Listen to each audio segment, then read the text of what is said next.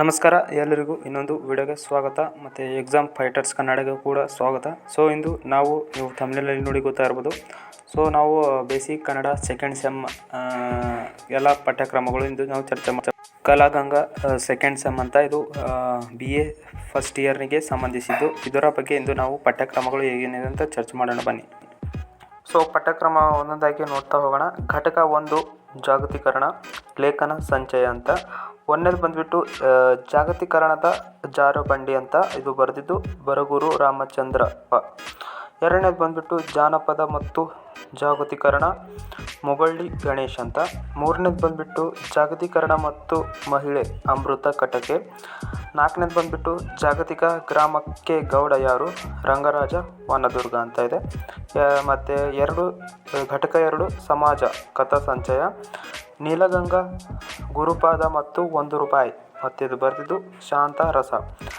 ಎರಡನೇದು ಬಂದುಬಿಟ್ಟು ಚಿತ್ತೆ ಮತ್ತು ರಿಕ್ಷಾ ಗೀತಾ ನಾಗಭೂಷಣ. ಡಾಂಬರು ಬಂದದು ದೇವನೂರು ಮಹಾದೇವ.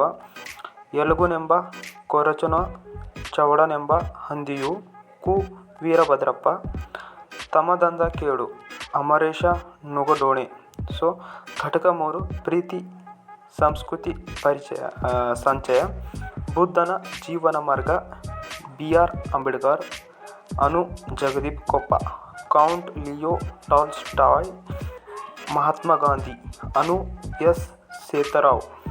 ಮೋಕ್ಷ ಹುಡುಕುತ್ತಾ ಪ್ರೀತಿಯ ಬಂಧನದಲ್ಲಿ P ಲಂಕೇಶ್. ಮತ್ತು ಪ್ರೀತಿ ಒಂದು ಕಲೆಯೇ ಎರಿಕ್ ಫ್ರಾಮ್. ಅನು KV ನಾರಾಯಣ್. S ರಾಘವೇಂದ್ರ ರಾವ್. ಐದನೇದು ಅಕ್ಕ ಮಹಾದೇವಿ ಪ್ರೇಮ ಮತ್ತು ಕಾಮದ ಸಂಘರ್ಷ ಹಾಗೂ ಅನುಭವದ ಆಶಯ ಬಸವರಾಜ್ ಕಲ್ಗುಡ್ಗಿ.